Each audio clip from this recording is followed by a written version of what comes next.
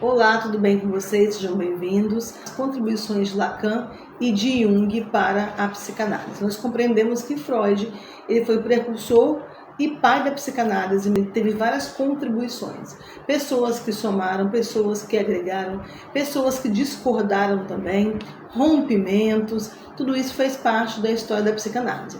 Lá no começo nós entendemos que Freud ele teve uma grande proximidade com Charcot, que era um mestre e Freud seu discípulo, também com Joseph Brauer. Mais para frente nós vimos que Winnicott, Melanie Klein, Anna Freud também foram pessoas que contribuíram, também cada um na sua área, para o crescimento da psicanálise, o seu surgimento e a sua manutenção também. Lacan e Jung foram pessoas importantíssimas também nessa trajetória. Nós vamos estudar um pouquinho hoje sobre quais foram as contribuições, quais foram as discordâncias com Freud e como que se deu isso na história da psicanálise. Esses nomes são bem famosos, na psicologia principalmente, psicologia analítica, e nós compreendemos que eles também trouxeram muito conhecimento. Hoje nós não descartamos nenhuma teoria de Lacan e nem de Jung, porque todas elas também fazem parte da psicologia. Nossos colegas psicólogos, eles são lacanianos ou junguianos, mas nós, da psicanálise, temos uma visão freudiana, porém nós entendemos que tudo aquilo que vem para contribuir no nosso aprendizado, na clínica, é sempre bem-vindo. Então aqui nós vamos entender um pouco mais sobre a participação desses dois nomes importantíssimos para a psicanálise. A psicanálise ela foi iniciada por Freud por volta do século XIX e não permaneceu restrita às suas formulações originais. Seus discípulos e sucessores eles ampliaram, revisaram e até questionaram os fundamentos freudianos, dando origem a diferentes escolas e linhas de pensamento. Entre esses nomes se destaca Jung e Lacan, que marcaram profundamente o desenvolvimento da psicanálise com suas contribuições singulares. Vamos aprender um pouquinho quem foi Jung. Ele nasceu em 1875, morte em 1960. Vamos aprender um pouquinho mais da biografia de ambos, de Jung e de Lacan. Jung ele vai nascer ali na Suíça em volta de 1875, formou-se em medicina e especializou-se em psiquiatria, trabalhando no hospital Zurique. Ele teve um encontro com Freud em 1907, onde marcou a sua carreira. Em Jung, ele tornou-se inicialmente um dos mais próximos colaboradores do criador da psicanálise, chegando a ser considerado herdeiro. Porém, divergências teóricas profundas levaram à ruptura definitiva em 1913. E Jung, então, desenvolveu a Escola Independente de Psicologia Analítica. Então, após algumas divergências teóricas, Jung, definitivamente, em 1913, ele desenvolveu a sua própria escola, chamada Psicologia Analítica, permanecendo independente até a sua morte. E Jung vai trazer algumas contribuições para a psicologia em geral. A primeira dela é o inconsciente coletivo. Ele propôs que além do inconsciente que Freud disse que nós temos, que aí seria uma das partes da mente, do aparelho psíquico, ele vai dizer que o consciente existe também um inconsciente coletivo, não só o individual de cada pessoa. Isso aí está muito ligado a experiências pessoais. Então existe um inconsciente coletivo formado por conteúdos universais e herdados em comum a toda a humanidade. Um exemplo disso seria, por exemplo, um animal muito comum a todos nós, que nós conhecemos, que é a cobra. Todas as vezes que a cobra ela é citada, automaticamente, coletivamente, vai haver uma reação. De repente alguém fala, nossa, a cobra é um animal tão bonzinho, tão inofensivo, e aí as pessoas que estão ali, elas vão fazer assim, elas vão ter algum tipo de reação coletiva. Isso é inconsciente coletivo, são experiências que estão armazenadas e foram passadas ao longo dos anos. Então, a cobra desde o Éden, ela não tem uma boa fama. Então, automaticamente, coletivamente, no inconsciente das pessoas, nós compreendemos que ela é um animal peçonhento, um animal, vamos dizer, venenoso, traiçoeiro. São as famas que essa cobra vai ter. Um outro exemplo, se você sonha com mar, sonha com uma tsunami, com uma onda muito grande, geralmente as pessoas vão falar, ixi, não sei não, isso aí é dificuldade, isso aí é problema. Porque por algum motivo na história foi associado um mar bravio, um momento de tempestade, um momento de dificuldade, de caos, e isso vai sendo passado de pessoas para pessoas, e isso é o inconsciente coletivo. É o que muitas pessoas podem pensar sobre um único tema. Então, isso é um conceito que o próprio Jung contribuiu para a psicologia e é utilizado até hoje, e isso realmente procede, e nós vamos aprender um pouco mais além do inconsciente individual. Então ele entende ali, olha, Freud, não existe somente um tipo de inconsciente individual, nós somos seres coletivos e também existe o inconsciente coletivo, tá? Isso não desvalida o inconsciente individual, nós somos indivíduos únicos, com experiências singulares, mas também Jung vai trazer que nós temos experiências coletivas e isso fica armazenado. Isso se chama inconsciente coletivo. Então, hoje, na psicologia e na psicanálise, nós compreendemos também e entendemos que ser algo que procede esse inconsciente coletivo. Bom, nós temos uma outra contribuição de Jung, que são os arquétipos. Arquétipos são conteúdos universais que se manifestam em formas simbólicas, por exemplo, como o herói, a sombra, o sábio, a mãe, presentes em mitos, sonhos e produções culturais. Ou seja, o herói.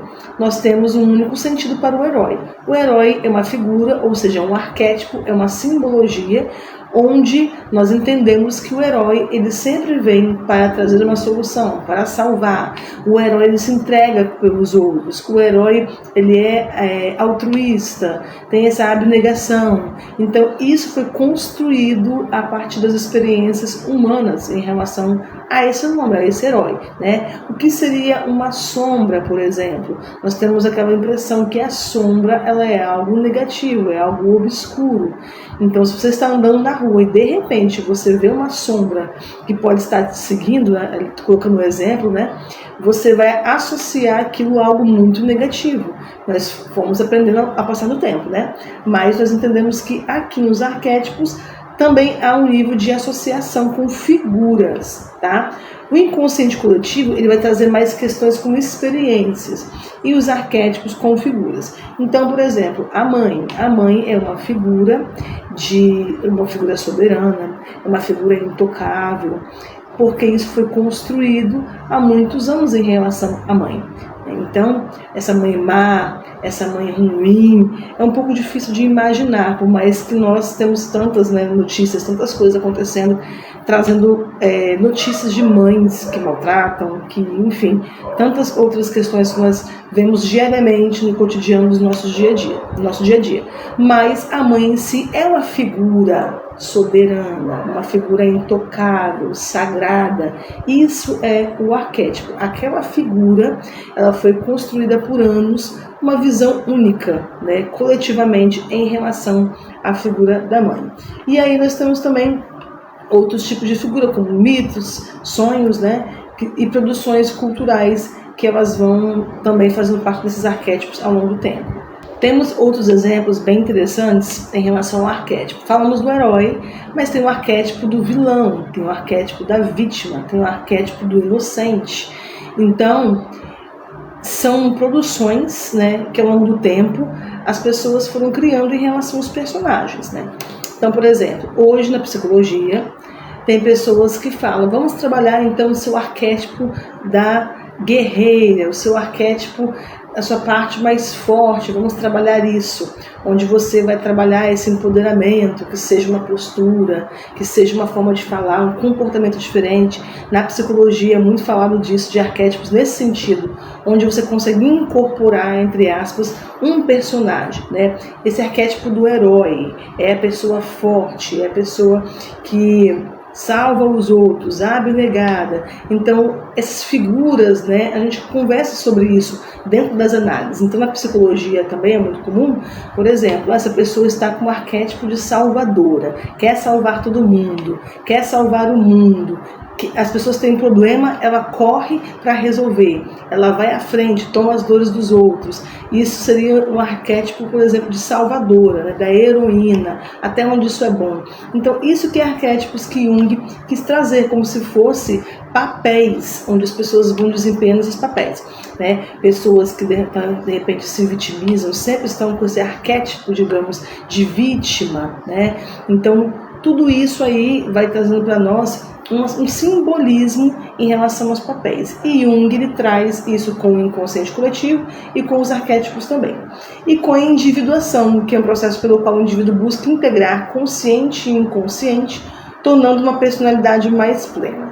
E símbolos e religião. Jung ele valorizou as manifestações religiosas, espirituais e mitológicas como expressões do inconsciente, em contraste com a postura mais cética de Freud em relação à religião. Realmente Freud é um pouco mais cético, digamos que um pouco mais neutro, né, em relação a esse posicionamento religioso, e Jung ele já era muito mais aberto, então a espiritualidade, a mitologia, a filosofia, essas figuras mitológicas. Então nós compreendemos que ele já tinha mais essa pegada.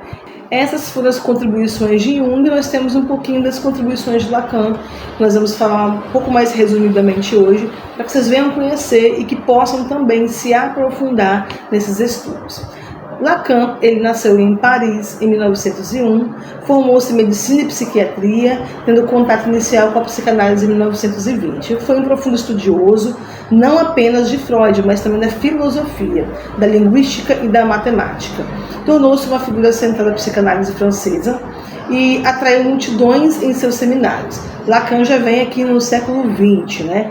Ele vai reformular a psicanálise, propondo um retorno a Freud, mas reintegrando à luz da linguística estruturalista e da filosofia contemporânea. Então aqui Lacan ele vai misturar a psicanálise com a filosofia, tá? Ele vai trazer algo mais contemporâneo. A sua influência ela permanece até hoje, tanto na clínica quanto no campo acadêmico. Então, Lacan, ou lacanianos, são as pessoas que seguem a linha de Lacan. E ele vai trazer ali algo um pouco mais estruturado, mais atual, lembrando que ele é do século XX. Né? Ele vem aqui praticamente em 1920. Foi aí que ele começa a ter esse contato com a psicanálise. Entendemos que Freud já havia falecido há um bom tempo. Lacan ele vai assim ser um precursor, ele vai reintegrando a psicanálise, ele vai trazendo um pouco mais de objetividade, ele vai trazendo um pouco mais de estrutura para a psicanálise em si. Então ele vai trazer umas contribuições, por exemplo, o inconsciente estruturado como uma linguagem. Lacan ele defende que o inconsciente funciona de maneira semelhante à linguagem, com regras, símbolos e significados. E ele tem a teoria dos 3 registros, que seria o imaginário, simbólico e real. São categorias fundamentais para compreender a experiência psíquica das pessoas, né? Quando as pessoas estão falando do seu imaginário, o que elas entendem como simbólico, até mesmo em relação aos sonhos, né? Entendemos que os sonhos Freud vai trazer que há muito simbolismo para essas pessoas. Então ele traz também aqui que não existe somente o simbólico e o real, mas também existe um campo imaginário. E também o desejo e falta. O desejo humano ele nunca se satisfaz plenamente. Então, Lacan ele tinha essa consciência, ele defendia isso. Que esse desejo, lembra que o inconsciente ele é regido pelo princípio do prazer, do desejo, mas ele diz aqui que ele nunca se satisfaz. Então, Freud ele compreendia que esses desejos poderiam sim ser satisfeitos, né, através dos sonhos, através das imaginações, mas para Lacan, o desejo e a falta, entre o desejo e a falta, não há essa satisfação, pois está estruturado pela falta e pelo outro, né? Então a falta do outro para realizar o desejo. Já Freud entende que o desejo ele passa pelo imaginário, ele pode ser realizado sem a presença do outro, ok? Então essa ideia vai deslocar a noção freudiana de pulsão para o campo da linguagem e do desejo. Freud ele dizia que nós somos seres impulsivos, agimos por impulso, tanto que na fase do desenvolvimento a criança chora porque ela quer a chupeta, porque ela quer o seio da mãe, e aí ela chora até ser satisfeita, até alguém vir e satisfazer o seu desejo, e ele entende que o desejo ele pode ser realizado. Já Lacan ele entende, né, que essa falta ela não é realizada. O que falta para o ser humano não pode ser preenchido, né, nesse campo da linguagem e do desejo.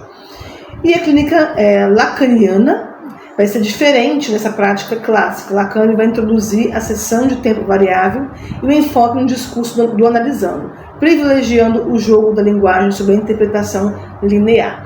Então aqui ele vai começar também a introduzir esse tempo de cessão viável, porque Freud já dizia lá atrás que ia chegar um tempo que não poderia se estender muito no tratamento de um paciente. Por exemplo, Freud atendia pacientes há 1 ano, 2 anos seguidos, e aqui Lacan entende estrutura com mais objetividade esse atendimento. Nós estamos falando de séculos diferentes, de pessoas diferentes, de linguagens diferentes, tempo diferente. Aqui nós estamos trazendo já a psicanálise contemporânea, onde não é possível ficar anos ali a fio com o paciente. É preciso objetividade, é preciso olhar também para o presente e não somente para o passado. Então ele traz também essas contribuições. E hoje na clínica nós temos uma mistura de todas essas teorias, tá? Eu creio que é difícil alguém se declarar somente junguiano, lacaniano ou freudiano, porque nós compreendemos que tudo vem para agregar dentro da sessão.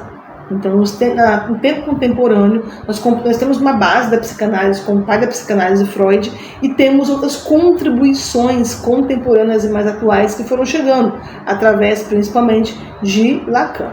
Então, houve algumas convergências e divergências entre eles. Então, Freud, o Jung ele vai se afastar um pouco de Freud, das suas concepções, principalmente sobre libido, ampliando a psicanálise como campo de simbólico e espiritual.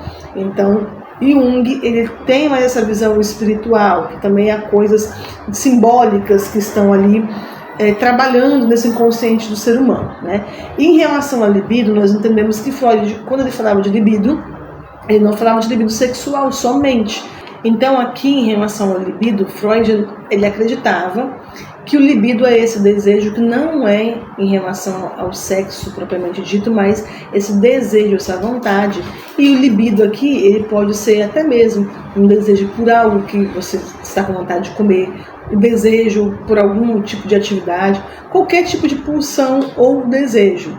Mas Lacan e Jung ele vai ter essa divergência em relação às concepções de Freud. Lacan, ao contrário, ele dizia-se fiel a Freud. Nós falamos aqui do Jung, né? Jung ele se afastou um pouco em relação a algumas concepções, voltada à libido, quando Freud falava sobre libido.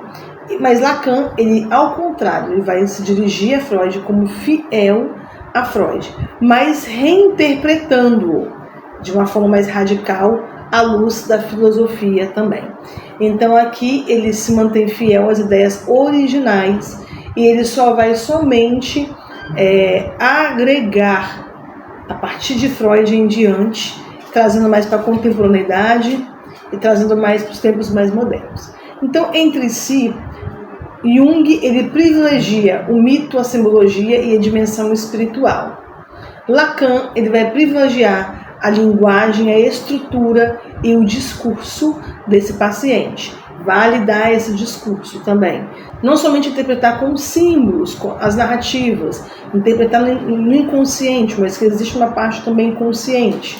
Ele vai estar atento a esse discurso. Então, ambos, eles reconhecem, primeiramente, que o inconsciente ele existe e eles entendem que é mais vasto do que a consciência e que o sujeito nunca se reduz ou ao seu eu consciente, né? Então, Freud entende que há partes conscientes, onde nós agimos conscientemente, mas Lacan e Jung, eles não desvalidam a ideia do inconsciente, mas ele entende que é muito além, muito mais vasto do que se pode imaginar. As contribuições de Lacan e de Jung, elas vão demonstrar o quão rico, o quão vasto é o universo da mente, da psicanálise, e é uma riqueza e pluralidade da psique humana. Então, Jung, ele oferece uma visão um pouco mais simbólica, lembra dos arquétipos e espiritual em relação ao inconsciente, e Lacan, ele vai se aprofundar na filosofia e também na linguística do sujeito. Então, para vocês que são estudantes de psicanálise, conhecer as perspectivas, conhecer um pouco mais sobre a visão de cada um deles, é muito importante para ampliar a sua compreensão do ser humano e enriquecer também a sua prática clínica. Você pode utilizar dentro da clínica tudo aquilo que você aprendeu na psicanálise e você pode também agregar algumas ferramentas de Lacan, de Jung, você vai ficar à vontade para poder colocar isso na sua clínica, também fortalecer, favorecer e trazer um conhecimento a mais e mais moderno também em relação a esses precursores, principalmente Lacan, que é um pouco mais atual do que os demais, que pôde contribuir muito para a psicologia e posteriormente também para nós da psicanálise.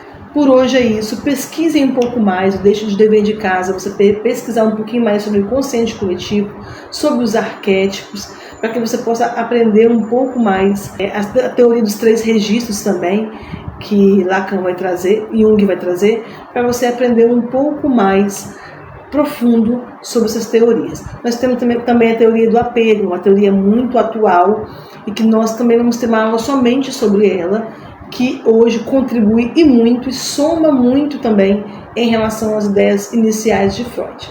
Até a próxima aula. Tchau, tchau.